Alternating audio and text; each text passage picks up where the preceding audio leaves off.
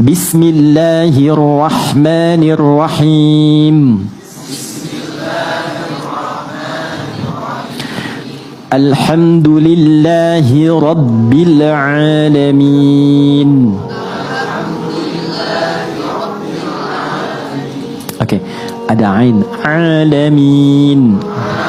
Oke, sedikit saja. Kalau kita a dengan a itu sakit, alamin orang-orang sakit, alamin semesta alam. Alhamdulillahi rabbil alamin.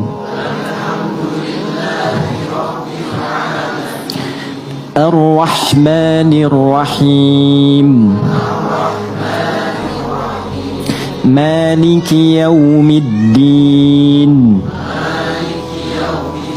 Oke, stop sebentar. Jadi kalau teman-teman pernah dengar Maliki Yaumiddin, itu bisa dibaca dengan dua cara. Ini informasi saja. Bisa maknya pendek, bisa panjang. Jadi ada riwayat yang pendek, ada riwayat panjang. Tapi ini cara baca tidak merubah makna. Karena orang Arab dulu punya karakter. Ada yang kalau biasa baca ini, dia biasa begitu bacanya. Bukan cuma di Quran, dia ada dialek. Jadi kalau dipaksa-paksa pun sampai kiamat kurang 2 hari, itu sulit. Nah, Quran datang mengakomodir supaya bisa mudah dibaca, tapi tidak merubah makna. Jadi bisa pendek, Maliki Yaumiddin. Bisa panjang, Maliki Yaumiddin. Nah, kita baca yang panjang saja, yang biasa dari hafaz dari Asim. Saya ulang, Maliki Yaumiddin. Maliki Yaumiddin. Iyyaka na'budu wa iyyaka nasta'in. Iyyaka na'budu wa iyyaka nasta'in. Bukan iya, tapi iya a. Iyyaka na'budu wa iyyaka nasta'in. Iyyaka na'budu wa iyyaka nasta'in. Ihdinas siratal mustaqim. Ihdinas siratal mustaqim. Ihdinas siratal mustaqim. Siratal ladzina an'amta 'alaihim ghairil maghdubi 'alaihim.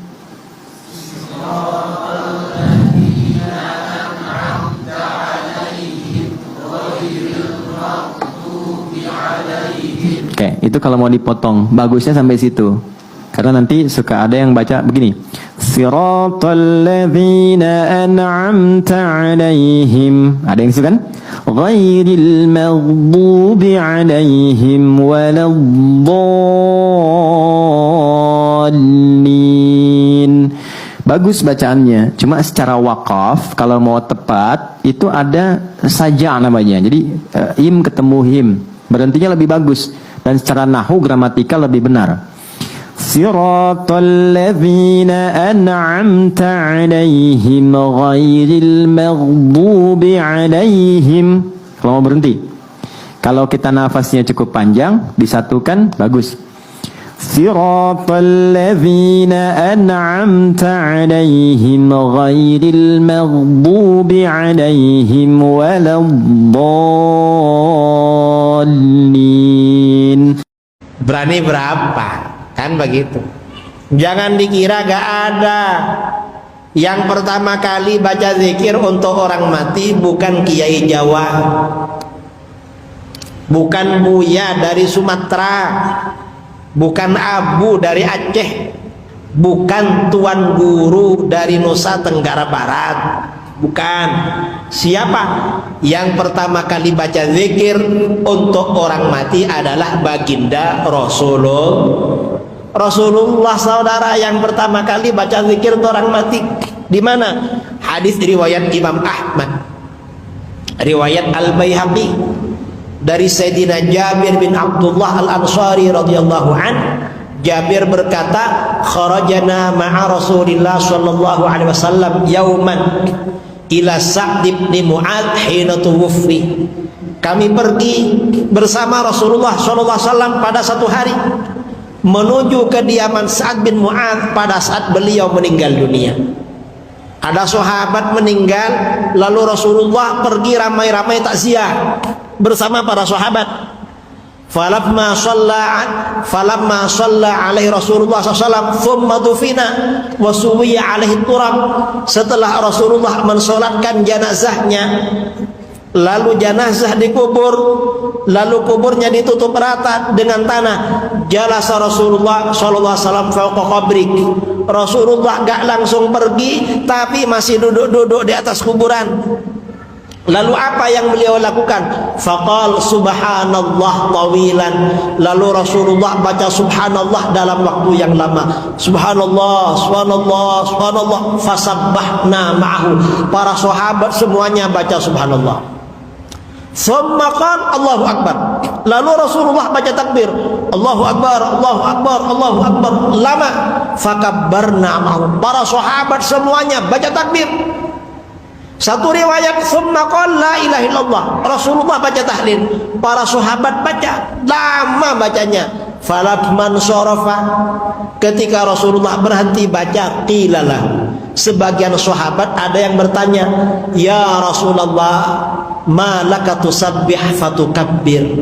Rasulullah, kenapa tadi baca subhanallah, baca takbir, baca tahlil?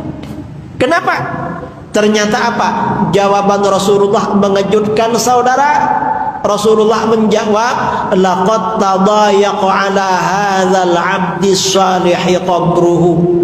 Hamba Allah yang soleh ini tadi benar-benar dijepit oleh kuburannya. Bayangkan ada orang soleh dijepit kuburan. Kira-kira yang gak soleh bagaimana kira-kira? Kira-kira ini orang soleh saudara dijepit kuburan. Saudara siap gak dibacakan tahlil? Siap? Hah? Gak siap saudara, karena kita gak ada yang bilang soleh. Kalau gak percaya, kalau saudara ada yang soleh, suruh tanyakan sama istrinya. Ada yang bilang, ada yang istrinya bilang suaminya soleh di sini. Ada. Ditambah saksi mertuanya, ada. Laki-laki ini biasanya nilainya jelek di mata istri, betul. Lalu mertua, betul ya? Karena paling tahu itu. Ternyata apa? Kata Rasulullah, hatta khasyitu alla yufarraja'an. Aku khawatir orang ini gak dilepas oleh Allah dari jepitan alam kubur. Karenanya dibacakan zikir hatta farrajallahu an, hingga Allah melepasnya dari jepitan kubur. Ini faedahnya zikir tahlil saudara, agar kita ringan di alam kubur. Makanya tahlil itu yang afdal dibaca di kuburan.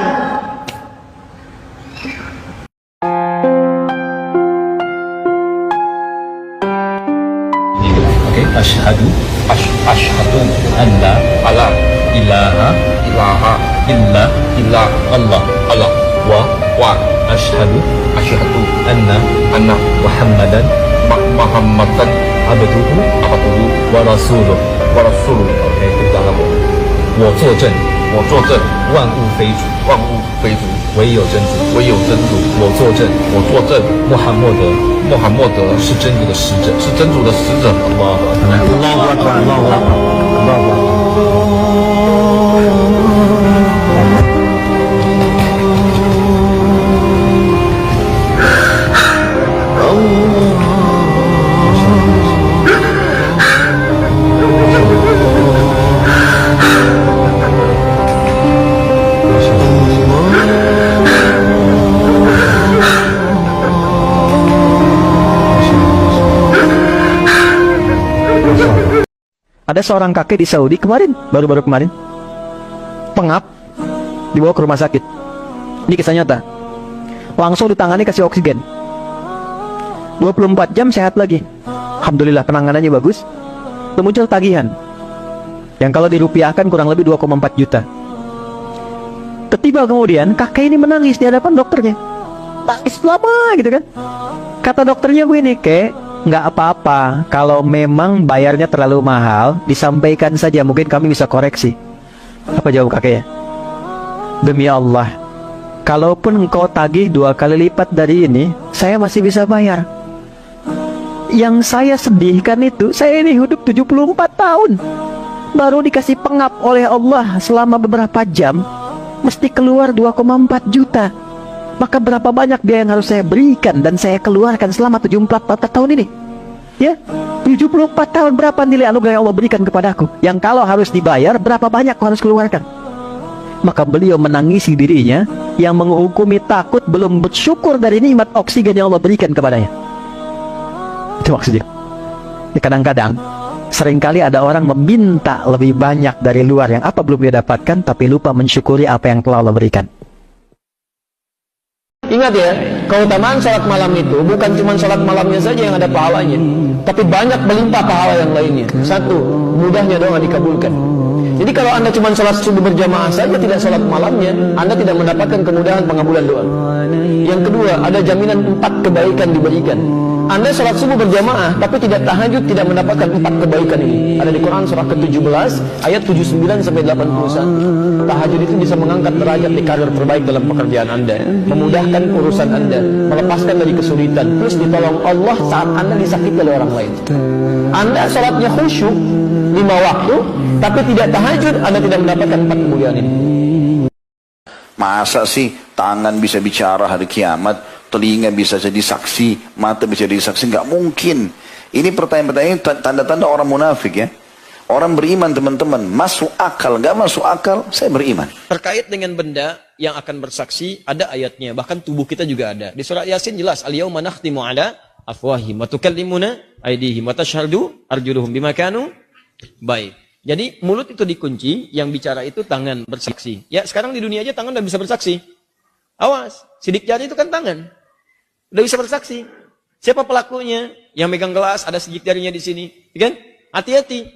Kaki juga demikian. Tangan, kaki, semua bicara. Sekarang bicara udah kelihatan. Apalagi di akhirat, langsung bicara tangannya.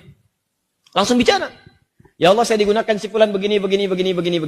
Nanti tempatnya juga mengatakan.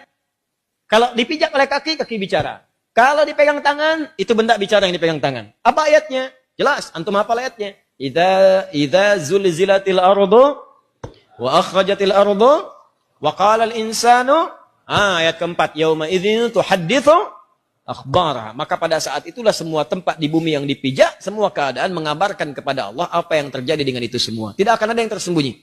Kalau baik dikatakan baik, sekecil apapun walaupun lebih kecil dari atom. Ya, Ibnu Mas'ud, seorang mantan pendeta di sebuah gereja di Mojokerto, Jawa Timur, memiliki perjalanan hidup yang menarik. Ibnu Mas'ud, yang sebelumnya bernama Agus Setiono, hidup sebagai pendeta di gereja. Ia dan keluarganya menikmati kehidupan berlimpah harta. Namun, gerejanya pernah mengalami serangan bom saat perayaan Natal, dan Ibnu Mas'ud harus melarikan diri untuk menyelamatkan nyawanya. Suatu malam Ibnu Mas'ud melihat bintang berbentuk lafaz Allah dengan aksara Arab di langit. Pengalaman ini menjadi petunjuk baginya, dan hatinya mantap untuk memeluk Islam. Ia mengganti namanya menjadi Ibnu Mas'ud setelah bersyahadat di Pompes Lirboyo, Kediri, di bawah bimbingan Kiai Haji Idris Marzuki. Kini Ibnu Mas'ud menjalani kehidupan yang sangat berbeda. Ia membersihkan makam, menjadi tukang kebun, dan memungut rongsokan untuk dijual kembali. Meskipun perjalanan hidupnya penuh tantangan, Ibnu Mas'ud menemukan kedamaian dan kebenaran dalam Islam. Allahu Akbar.